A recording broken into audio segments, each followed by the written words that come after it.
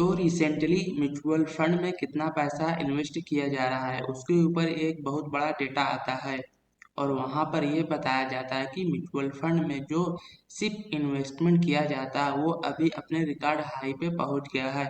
तो इसी पर पर्सपेक्टिव से मैं आज वीडियो में हम ये स्टडी करने की कोशिश करेंगे कि म्यूचुअल फंड से जो एसआईपी में पैसा आ रहा है वो पैसा मार्केट में जा कहाँ रहा है, यानी ये म्यूचुअल फंड कौन से सेक्टर में और कौन से स्टॉक में इन्वेस्ट कर रहे हैं। और इसके अलावा हमें एक पार्टिकुलर म्यूचुअल फंड के पोर्टफोलियो को भी स्टडी करेंगे जो बहुत ही रेपुटेड है और रेपुटेड होने के साथ साथ वो जाना जाता है स्मॉल कैप कंपनी में और ग्रोथ कंपनी में इन्वेस्ट करने के लिए। तो इस रेपुटेड म्यूचुअल फंड ने जुलाई में कौन से स्टॉक बेचे, कौन से स्टॉक को अपने पोर्टफोलियो में ऐड किया, हम उसके ऊपर भी एक डिटेल स्टडी करेंगे। और उसके साथ ही साथ वीडियो के एंड में मैं आपके लिए एक बोनस डिस्कशन भी करने वाला हूँ और उस डिस्कशन में हम ये स्टडी करेंगे कि अभी ये जो म्यूचुअल फंड में सिर्फ इन्वेस्टमेंट रिकॉर्ड हाई पे पहुंच रहा है और नए रिकॉर्ड पे रिकॉर्ड बनाते जा रहा है, उसकी वजह से कौन सा कंपनी जिसको सबसे ज़्यादा फायदा मिल सकता है या वो इस ग्रोथ का बिगेस्ट बेनिफैक्टर बन सकता है, उसके बारे में हम वीडियो के एंड में बोनस सेक्शन में डिस्कस करेंगे। लेकिन सबसे पहले अगर आप हमारे चैनल पे पहली बार आ रहे हैं, जी आ रहे हैं, जहाँ पर मैं अपना एक्सपीरियंस शेयर करता हूँ, जितना मैं जानता हूँ सिखाने की कोशिश करता हूँ। अगर आप भी सीखने में और अपने इन्वेस्टिंग स्किल को इम्प्रूव करना चाहते हैं तो हमारे चैनल को सब्सक्राइब करने के लिए कंसीडर कर सकते हैं। हमारे नए वीडियो के अपडेट के लिए बेल नोटिफिकेशन भी दबा सकते हैं। तो सबसे पहले आप ये डेटा देख लीजिए जिसको AMFI ने रिलीज किया और यहाँ पर AMFI का मतलब है association of mutual fund in India. AMFI के अकॉर्डिंग जो म्यूचुअल फंड का एसेट अंडर मैनेजमेंट वो जुलाई में 6% बढ़ा और जुलाई में टोटल एसेट अंडर मैनेजमेंट था अराउंड 64.69 लाख करोड़ रुपए, जो जून में 60.89 लाख करोड़ रुपए था। यानी इसका मतलब कि जून के कंपैरिजन में जुलाई में जो म्यूचुअल फंड में इन्वेस्टमेंट करने वाले जो लोग हैं या जो लोग पैसा म्यूचुअल फंड में इन्वेस्ट करते हैं वो 6% बढ़ा। और ये जो टोटल पैसा म्यूचुअल फंड में आ रहा है उसमें से अगर आप एसआईपी कंट्रीब्यूशन देखें यानी सिप का कंट्रीब्यूशन अगर आप देखेंगे तो सिप में जो इनफ्लो आता था वो 10% बढ़ा है। अभी सिप का जो इन्वेस्टमेंट है वो first time ever 23,000 crore rupees का मार्क क्रॉस कर चुका है, क्योंकि जून में अगर आप देखेंगे तो सिप का जो इन्वेस्टमेंट था वो अराउंड 21,262 करोड़ के आसपास था और अभी जुलाई में ये बढ़ के 23,332 करोड़ हो गया है। यानी आप ऐसा मान लीजिए हर महीने सिर्फ इन्वेस्टमेंट से म्यूचुअल फंड को अराउंड 23,000 करोड़ रुपीस का फंड आता है जिन्हें वो मार्केट में इन्वेस्ट करते हैं। और इसलिए आपने रिसेंटली देखा होगा कि जो डीआई हैं उनके पास अभी एफआई को संभालने का थोड़ा बहुत ताकत मिल रहा है, क्योंकि पहले ये वन साइडेड बैटल था। अगर एफआई मार्केट में खरीदते थे तो मार्केट ऊपर जाता था और अगर वो बेचते थे तो मार्केट नीचे गिरता था। लेकिन अभी क्या हो रहा है, जो डीआईएस है उनके पास में भी अच्छा खासा कैपिटल मिल रहा है, जैसे कि अभी सिर्फ इन्वेस्टमेंट के थ्रू उनको कैपिटल मिल रहा है, जिससे अगर एफआई बेचते भी है तो डीआई के पास खरीदने के लिए कैपेसिटी है या स्कोप है। तो इसलिए आज के टाइम में मार्केट ऊपर जाए या नीचे जाए वो सिर्फ एफआई डिसाइड नहीं करते बल्कि डीआई ही डिसाइड करते हैं। और उसके बाद अभी ये जो सिर्फ इन्वेस्टमेंट का कंट्रीब्यूशन जो अभी रिकॉर्ड हाई पर पहुंचा है उसमें अगर नए सिर्फ इन्वेस्टमेंट अगर आप देखेंगे तो जुलाई महीने में जो नए सिर्फ इन्वेस्टमेंट रजिस्टर्ड है वो अराउंड 72.61 लाख हैं, जो जून में अराउंड 55 0.13 लाख थे। तो यहाँ पर भी जो नए सिप इन्वेस्टमेंट रजिस्टर हो रहे हैं उनके नंबर में भी अभी जंप हो रहा है, और इसी की वजह से जो सिप का एयूएम यानी एसेट अंडर मैनेजमेंट वो भी अपने रिकॉर्ड हाई पे है, जो जुलाई में अराउंड 13.09 लाख करोड़ रुपए था, जो जून में अराउंड 12.43 लाख करोड़ रुपए था। तो अभी ये जो सिर्फ इन्वेस्टमेंट में ग्रोथ हो रहा है या सिर्फ कंट्रीब्यूशन में ग्रोथ हो रहा है, जो कि अभी आपने रिकॉर्ड पर पहुंच गया है, उसका जो क्रेडिट है वो रिटेल इन्वेस्टर को जाता है। क्योंकि रिसेंट टाइम में अगर आप देखेंगे तो रिटेल इन्वेस्टर में जो फाइनेंशियल डिसिप्लिन है वो लगातार ग्रो हो रहा है या बढ़ रहा है।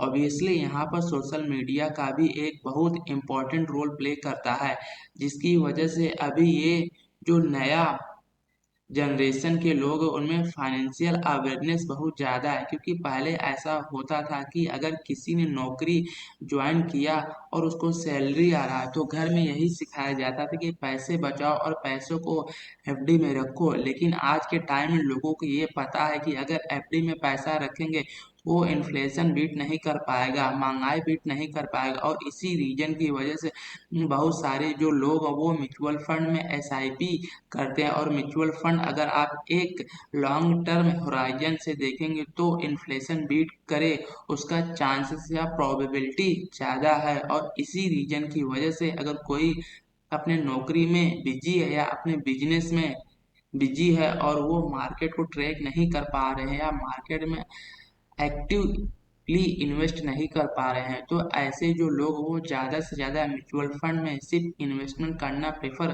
करते हैं। और आज के टाइम में बहुत लोगों को ये लगता भी है कि ये जो इन्फ्लेशन का टॉपिक है या इन्वेस्टमेंट का टॉपिक इन्हें एक्चुअली स्कूल में सिखाना चाहिए। और इसके रिलेटेड मैंने कई सारे पोस्ट टेलीग्राम पे भी डाला है, जहाँ पर मैंने एक पोस्ट में स्पेसिकली ये बोला था कि अपने बच्चों के फाइनेंशियल एजुकेशन के ऊपर इन्वेस्ट करें। क्योंकि आप ये समझ लीजिए आईआईटी और आईआईएम में लिमिटेड सीट है, हर कोई बच्चा उन एग्जाम को क्लियर करके आईआईटी आईआईएम में नहीं जाएगा। लेकिन अगर वो आईआईटी आईआईएम क्लियर किए बिना अगर एक बहुत ही डिसेंट सा जॉब में जाते हैं और वहाँ एक डिसेंट सी सैलरी अर्न करते हैं, लेकिन अगर उनके पास फाइनेंशियल एजुकेशन है तो वो इस लिमिटेड इनकम को ही अच्छे से मैनेज करके आने वाले टाइम में क्या पता आईआईटी आईआईएम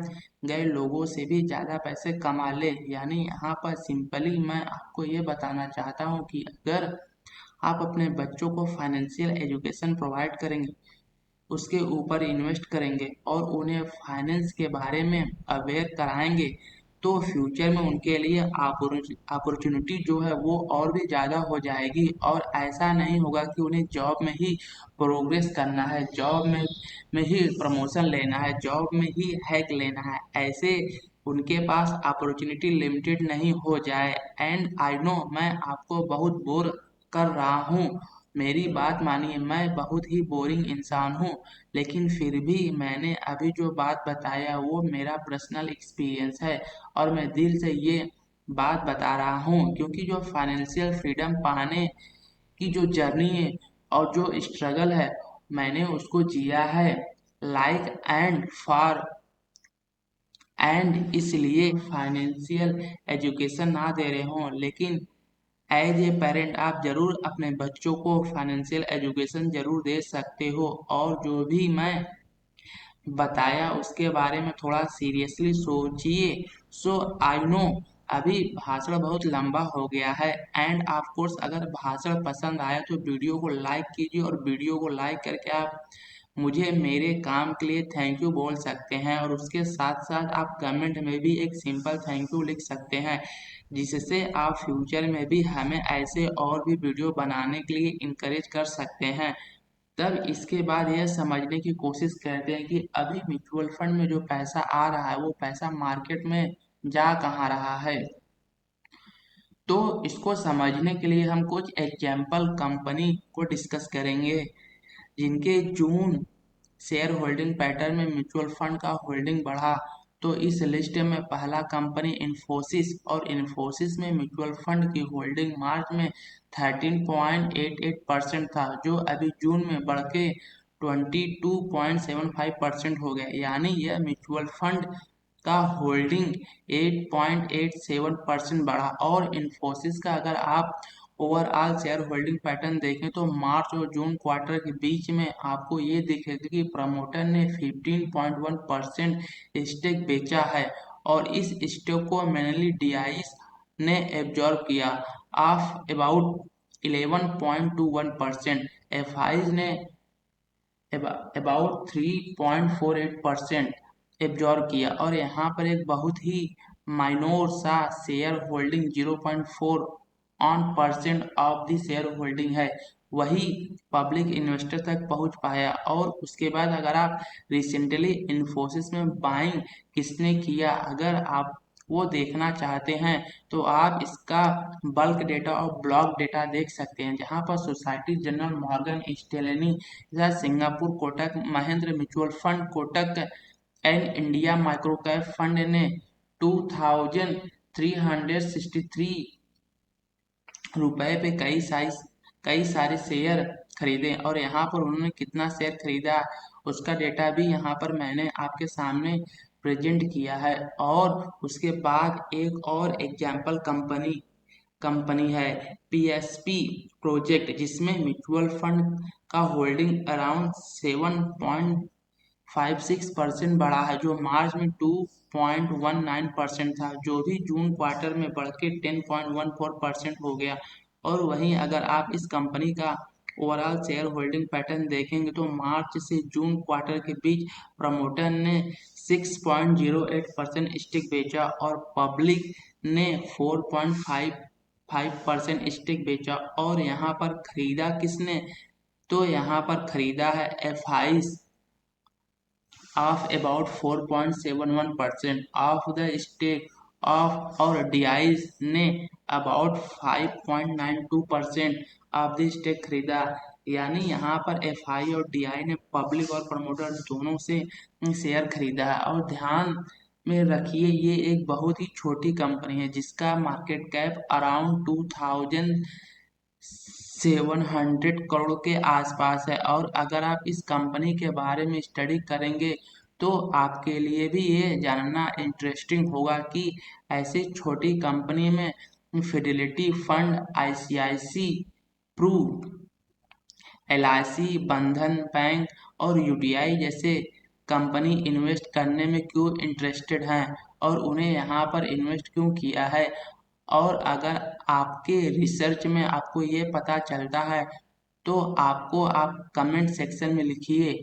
लेकिन अगर आपको इस कंपनी के ऊपर एक डिटेल वीडियो चाहिए तो उसको भी आप कमेंट में लिखिए। उसके बाद नेक्स्ट एग्जाम्पल कंपनी है ग्लैंड फार्मा। और हाँ, फार्मा सेक्टर के रिलेटेड हमने कल ही एक बहुत ही डिटेल वीडियो बनाया, और मैंने कुछ टाइम पहले टेलीग्राम चैनल पे बायो सिक्योर एक्ट के ऊपर एक पोस्ट डाला था, और वहाँ पर हमने एक छोटा सा डिस्कशन ये किया था कि इसकी वजह से हमारे इंडियन फार्मास्यूटिकल कंपनी को कैसे फायदा हो सकता है, ये बायो सिक्योर एक्ट उनके ग्रोथ के लिए कैसे कंट्रीब्यूट कर सकता है। और उस पोस्ट में मैंने ये प्रॉमिस भी किया था कि बहुत जल्द मैं एक डिटेल वीडियो इस टॉपिक के ऊपर बनाऊंगा, और कल ही मैंने उस वीडियो को यूट्यूब पर अपलोड किया।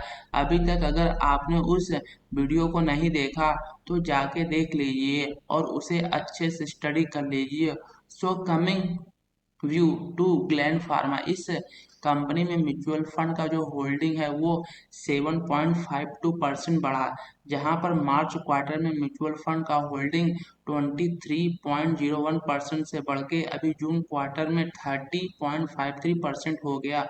और इस कंपनी का अगर आप ओवरऑल शेयर होल्डिंग पैटर्न भी देखेंगे तो प्रमोटर ने 6.03% स्टेक बेचा है, और पब्लिक ने 4.86% स्टेक बेचा है। और यहाँ पर इस स्टेक को खरीदा है एफआई ने ऑफ अबाउट 3.29%, और डीआई ने अबाउट 7.6% से खरीदा है।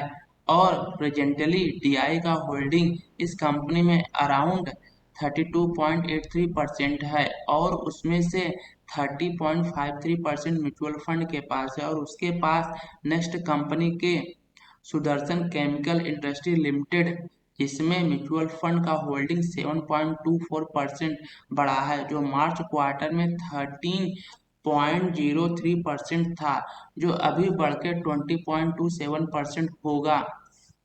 और उसके और इसको अगर आप ओवरऑल शेयर होल्डिंग पैटर्न में देखेंगे तो लास्ट 2 क्वार्टर में प्रमोटर ने 2.67% स्टेक बेचा है, पब्लिक ने 2.99% स्टेक बेचा है और यहाँ पर एफआई ने 2.21% स्टेक खरीदा है।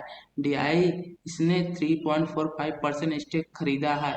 प्रेजेंटली डीआई का होल्डिंग इस कंपनी में 20.92% और उसमें से 20.27% जो है वो म्यूचुअल फंड के पास है, जिनमें से कुछ mutual fund HDFC small cap fund, Axis mutual fund, trustee ICICI Prudential small cap fund, Mirae asset multi cap fund, Bajaj Finserv flexi cap fund, ऐसे और भी कई सारे म्यूचुअल फंड हैं जो आप इसके शेयर होल्डिंग पैटर्न में देख सकते हैं। और उसके बाद नेक्स्ट कंपनी है approve and corporation advisory services. इस कंपनी में म्यूचुअल फंड का जो होल्डिंग है वो पहले यानी मार्च क्वार्टर में 15.48% था, जो अभी जून क्वार्टर में बढ़ के 22.01% हो गया है।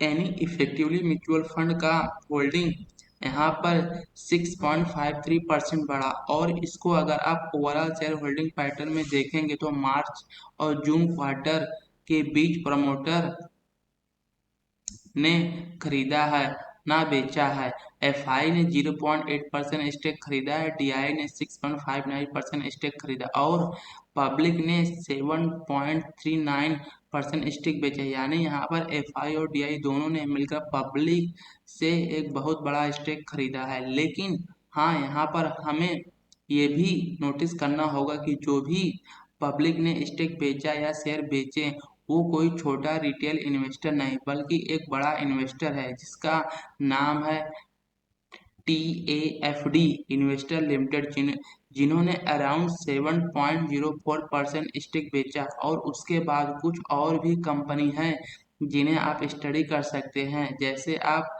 सेंसरा इंजीनियरिंग, यहाँ पर म्यूचुअल फंड का होल्डिंग 6.24% बढ़ा।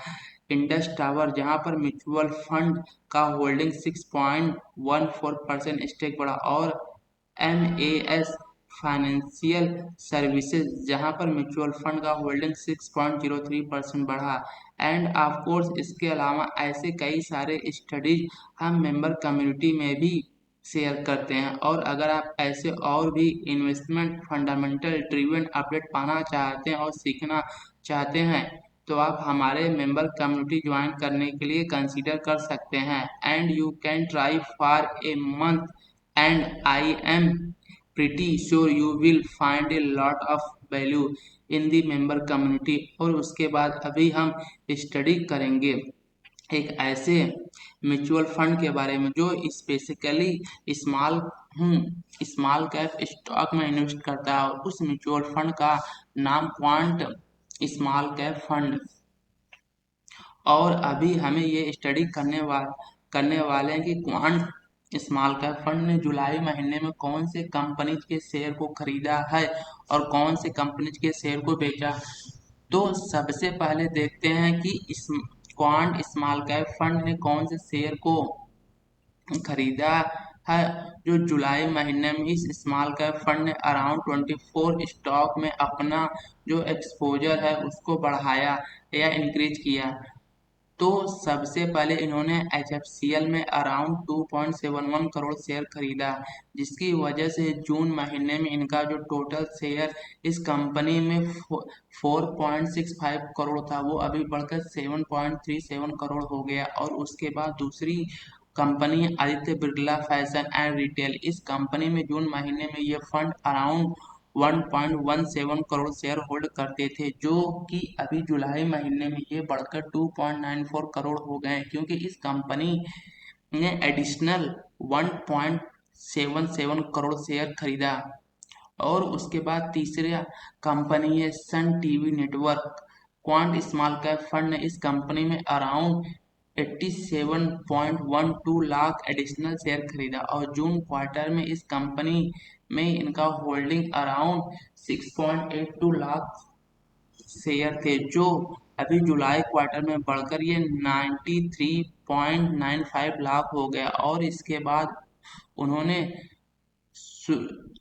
सुरेंद्र पार्क होटल्स में भी अराउंड 67.79 लाख शेयर खरीदा। उसके अलावा उन्होंने एप्पल इंडिया में भी एक बहुत ही छोटा सा एडिशनल स्टेक खरीदा ऑफ अबाउट 15,000 शेयर। और उसके अलावा जुलाई महीने में इन्होंने अराउंड 11 नए शेयर को अपने पोर्टफोलियो में ऐड किया और इनमें से कुछ कंपनी हैं जो Zydus Zydus Wellness Zydus Wellness, Piramal Enterprises, Gillette India, Bata India, Bayer Crop Science, Aadhaar Housing Finance, Aster DM health care. और इसके अलावा जुलाई महीने में इन्होंने कुछ शेयर बेचे भी, जैसे कि नेशनल एल्युमिनियम कंपनी में इन्होंने अराउंड 15,078 लाख शेयर बेचे और विम्टा लैब में इन्होंने अराउंड 30,000 शेयर बेचे। और इसके अलावा 21 स्टॉक है जिन्हें इन्होंने कंप्लीट एग्जिट कर दिया है इन दी मंथ ऑफ जुलाई, जिनमें से कुछ company Aurobindo Pharma, TCS, TV 18 broadcast, shipping corporation of India, RailTel corporation of India, Marico, LIC, Kotak Mahindra bank, IRFC, हुडको, आईसीआरए। और यहाँ पर अगर आप चाहें तो इसके ऊपर थोड़ा आप डिटेल स्टडी कर सकते हैं और इनमें कुछ पार्टिकुलर कंपनीज हैं जिनको उन्होंने क्यों बेचा, क्यों खरीदा, आप थोड़ा एनालाइज करने की कोशिश कर सकते हैं, क्योंकि हो सकता है कि इसके पीछे वैल्यूएशन का रीजन हो, या हो सकता है कि इसके पीछे आने वाले टाइम में जो ग्रोथ आने वाला वो रीजन हो सकता है।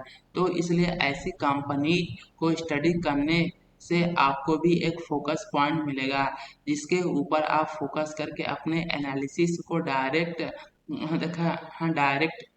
कर सकते हो। एंड ऑफ कोर्स अगर आपको राइट आंसर मिले तो इस प्रोसेस में आपको जो लर्निंग मिलेगा या आप जो इस प्रोसेस में जो सीखेंगे वो आपके लिए बहुत ही ज़्यादा वैल्यूएबल होगा, जिसकी मदद से आने वाले टाइम में आप अपने एनालिटिकल स्किल को और अपने इन्वेस्टिंग एक्सपर्टीज को और भी ज़्यादा इम्प्रूव कर सकते हैं और एनहांस कर सकते हैं। और इसके बाद अभी आते हैं हमारे बोनस डिस्कशन पे। वीडियो के स्टार्टिंग में हमने ये डिस्कस किया था कि एसआईपी में जो इन्वेस्टमेंट आ रहा है या म्यूचुअल फंड के पास सिर्फ में जो पैसा आ रहा है वो अभी रिकॉर्ड हाई पर है। इसकी वजह से वो कौन सा स्पेसिफिक कंपनी जिसको बहुत ज़्यादा फायदा हो सकता है, और ऐसे कई सारे कंपनीज का एग्जाम्पल है, लेकिन एक स्पेसिफिक कंपनी का एग्जाम्पल अगर आप डिस्कस करना चाहें तो वो हो सकता है कैम्स। और कैम्स का फुल फॉर्म होता है computer age management services limited. और ये जो कंपनी ये स्पेसिकली एक म्यूचुअल फंड ट्रांसफर एजेंसी है। म्यूचुअल फंड के लिए इंडिया का लार्जेस्ट रजिस्टर्ड या ट्रांसफर एजेंट है, जिसके पास around 69% of the market share है। और जिस तरीके से म्यूचुअल फंड इंडस्ट्री के एसेट अंडर मैनेजमेंट लगातार बढ़ रहा है, इस कंपनी के सेल्स और प्रॉफिट भी लगातार बढ़ रहे हैं। लास्ट 3 ईयर में कंपाउंडेड सेल्स ग्रोथ अराउंड 17% और कंपाउंडेड प्रॉफिट ग्रोथ अराउंड 25%। तो इसी रीजन की वजह से म्यूचुअल फंड इंडस्ट्री का बिजनेस जितना बढ़ेगा, इस कंपनी का जो काम वो भी बढ़ना चाहिए। एंड आई स्टिल रिमेम्बर जब हमने इस कंपनी को पहली बार डिस्कस किया था तो इसका स्टॉक प्राइस अराउंड 1,015 के आसपास हुआ करता था। और अभी भी मुझे याद है जब हम इस कंपनी को डिस्कस करते थे तो इसके साथ हम सीडीएसएल के बारे में भी डिस्कस करते थे और बीएससी के बारे में डिस्कस करते थे, क्योंकि बहुत पहले हमने एक बहुत ही डिटेल स्टडी किया था ऐसी कंपनीज के ऊपर जो इक्विटी मार्केट और म्यूचुअल फंड मार्केट को कैटर करता है, और वही पर हमने कैम सीडीएसएल और बीएससी के बारे में डिस्कस किया था। आई होप आपने वो डिटेल डिस्कशन देखा होगा, और अगर आपने वो डिस्कशन देखा है तो आज जब मैंने कैंपस का नाम फिर से कैम्स का नाम फिर से मेंशन किया, ये नाम सुन के आप इस कंपनी का प्रोग्रेस देखें। आई थिंक आपको बहुत ज़्यादा खुशी हुई होगी। So thank you much for watching. I will see you in the next video. अगर वीडियो अच्छा लगे तो लाइक सब्सक्राइब करना ना भूलिएगा। इस वीडियो में बताया कि किसी भी स्टॉक के बारे में हमारी कोई रिकमेंडेशन नहीं है, कोई भी बाय सेल नहीं है। अगर आपको बाय सेल करना है तो अपने एडवाइजर से सलाह मशवरा करके ही बाय सेल करें।